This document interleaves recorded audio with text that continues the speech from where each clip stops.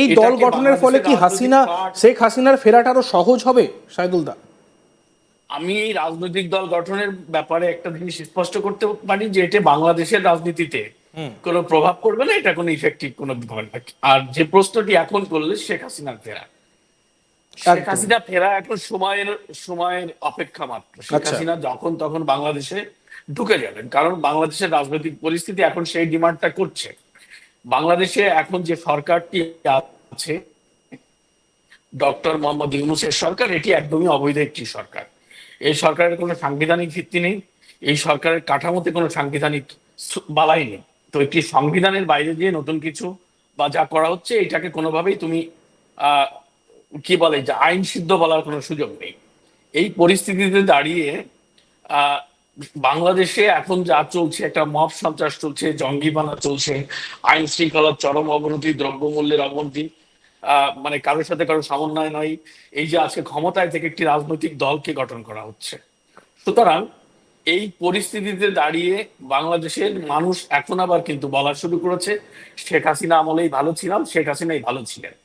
সুতরাং শেখ হাসিনা এখন সেটা রিয়েলাইজ করেছেন। গতকাল আমি ওনার একটি লাইভ বক্তব্য শুনেছি, যেটাতে 5-6 আগস্ট বা 7ই আগস্টে যেসব আওয়ামী লীগ নেতাকর্মীদের হত্যা করা হয়েছে তাদের পরিবারের সঙ্গে তিনি কথা বলেছেন। সেখানে কিন্তু আমরা একটা জিনিস দেখেছি, সেখানে শেখ হাসিনা স্পষ্ট করে বলেছেন যে আমি যে কোনো সময় বাংলাদেশের মাটিতে যাব একদম। এবং আমি যে কোনো মুহূর্তে বাংলাদেশে ঢুকে পড়বো এবং বাংলাদেশে যে হত্যাকাণ্ডগুলো ঘটেছে সেগুলোর বিচার করব। হ্যাঁ। এবং এটা তার কথা কনফিডেন্স দেখে আমরা বুঝতে পেরেছি যে বাংলাদেশের মাটিতে শেখ হাসিনা শাহিদুল দা, এই জায়গায় আপনাকে একটু থামাবো, কারণ বিচারের দাবি আরো এক পক্ষ থেকে উঠছে দল ঘোষণা করার পর। নাহিদ ইসলাম কি বলেছিলেন আরো সংক্ষেপে একবার শুনবো।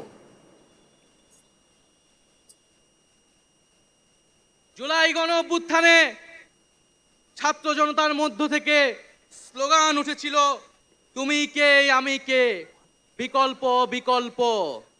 আজকে সেই বিকল্পের জায়গা থেকে নতুন রাজনৈতিক দলের আত্মপ্রকাশ ঘটেছে।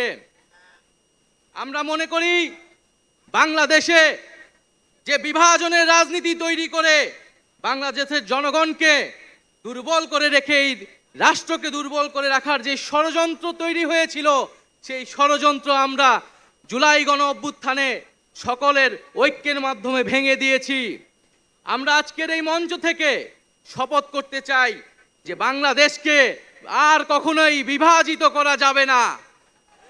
বাংলাদেশে ভারতপন্থী পাকিস্তানপন্থী কোনো রাজনৈতিক ঠাঁই হবে না।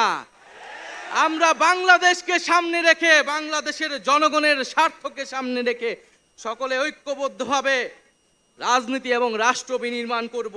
আমরা হাজার বছরের ঐতিহাসিক পরিক্রমায় বঙ্গীয় বদ্বীপের জনগোষ্ঠী হিসেবে এক সমৃদ্ধ স্বকীয় সংস্কৃতি নিয়ে দাঁড়িয়ে আছি।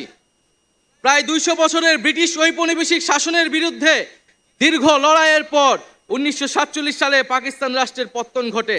যেমনটা আশঙ্কা করা হয়েছিল ঠিক তেমনটাই হলো।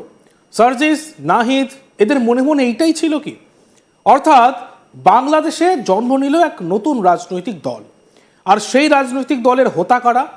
নাহিদ, সার্জিস, এরা যাদের মুখে ভারত বিরোধী বুলি, যাদের মুখে হাসিনা বিরোধী বুলি, এবং যাদেরকে পাকিস্তানি অ্যাম্বাসাডারের সঙ্গে মানে রাষ্ট্রদূতের সঙ্গে কথা বলতে, বৈঠক করতে, একসঙ্গে প্রোগ্রামে অংশগ্রহণ করতে দেখা গিয়েছিল, এরা এই বাচ্চা বাচ্চা ছেলেগুলো রাজনৈতিক দল তৈরি করলো। খুব ভালো কথা, রাজনৈতিক দল তৈরি করার অধিকার সেই দেশের সবারই থাকতে পারে।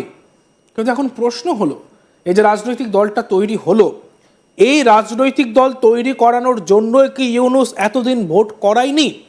এই যে রাজনৈতিক দলটা তৈরি হলো, ইউনূস কি নিজের আখের গোছানোর জন্য এই রাজনৈতিক দলটা তৈরি করলো? আর এই যে রাজনৈতিক দলটি তৈরি হলো, এর ফলে বাংলাদেশের রাজনৈতিক মানচিত্র কিরকমভাবে বদলাবে? হাসিনার কি ফেরা সহজ হবে? এই সমস্ত বিষয়ে আলোচনা করতে আমার সঙ্গে আজকে যুক্ত হয়েছেন বাংলাদেশের সাংবাদিক, তার গোপন ডেরা থেকে শাহিদুল হাসান খোকন। শাহিদুল দা, আজ তাক বাংলায় আপনাকে স্বাগত। ধন্যবাদ। শাহিদুল দা, বাংলাদেশের রাজনীতিতে একটি নতুন দল তৈরি হয়েছে, সেই দলে আছে নাহিদ ইসলাম, সার্জিস আলম, এরা। তো এই দলটা তৈরি হওয়ার পর বাংলাদেশের রাজনৈতিক ভবিষ্যৎ কি? ধন্যবাদ তোমাকে আবারও। কারণ বাংলাদেশের যে ঘটনা প্রবাহ যা চলছে, 5 আগস্ট শেখ হাসিনা সরকারের পতনের পর থেকে তা সত্যি এক আজব কারখানা বলা যায় আর কি, লালনের ভাষায়। এ এক আজব কারখানা, মানে সেখানে কখন কি ঘটছে, কেন ঘটছে বলাটা মুশকিল। তারই ধারাবাহিকতায় একটি নতুন কিছু আমরা দেখলাম যে এই জুলাই আগস্ট অভ্যুত্থান নাম দিয়ে যারা বাংলাদেশে এই সন্ত্রাসবাদ কায়েমের মাধ্যমে দিয়ে একটি গণতান্ত্রিক নির্বাচিত সরকারকে ক্ষমতাচ্যুত করেছে, সেই আহ ছাত্র জনতার নামে আজকে গতকাল একটি নতুন রাজনৈতিক দলের আত্মপ্রকাশ ঘটলো, হুম। যেটিতে নেতৃত্ব দিচ্ছে ছাত্র জনতার ব্যানারে বা ছাত্র জনতার হয়ে সেদিন যারা বিপ্লব করেছিল, যে কথিত বিপ্লব বাংলাদেশে হয়েছিল সেই বিপ্লবটি যারা করেছিল। এবং গতকাল কিন্তু ঢাকায় আমরা সেই বিপ্লব দিন আর কালকের যে রাজনৈতিক দল গঠনের যে দিন, এই দুটো জিনিস কিন্তু আমরা একদমই আকাশ পাতাল তফাৎ দেখলাম। 5 আগস্ট যখন হাসিনা সরকারের পদত্যাগ ঘটেছিল, ঠিক সেই সময়টাতে বাংলাদেশে যে মানুষ রাস্তায় আমরা দেখেছি, সেই ধরনের মানুষ বা সেই পরিস্থিতি কিন্তু কালকে ঢাকার রাস্তায় ছিল না।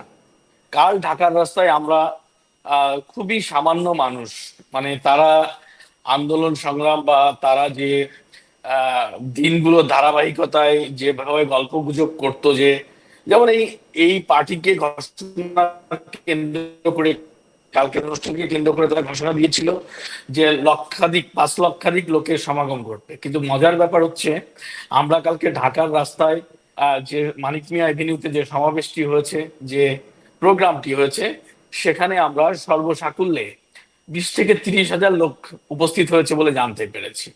তাহলে যে লাখ লাখ মানুষের যে জনসমর্থনের কথা এই ছাত্র জনতা বা এই আন্দোলনকারীরা বলে আসছিল, সেটা মূলত তাদের সঙ্গে লোকজন নয়। এটি কিন্তু কালকের এই রাজনৈতিক কর্মসূচির মধ্য দিয়ে প্রকাশ পেয়েছে। এবং আমি বলবো কালকেই তাদের প্রথম রাজনৈতিক কর্মসূচি ছিল বাংলাদেশে। এবং প্রথম আত্মপ্রকাশের দিন যেভাবে স্বতঃস্ফূর্ত সারার ব্যাপারে তারা আশাবাদ ব্যক্ত করেছিল, মিডিয়াতে আমরা দেখেছি, সেটা একদমই বলতে পারে যে 5%ও অ্যাচিভ করেনি। সুতরাং এই রাজনৈতিক দলের ভবিষ্যৎ নিয়ে আমি সন্দিহান।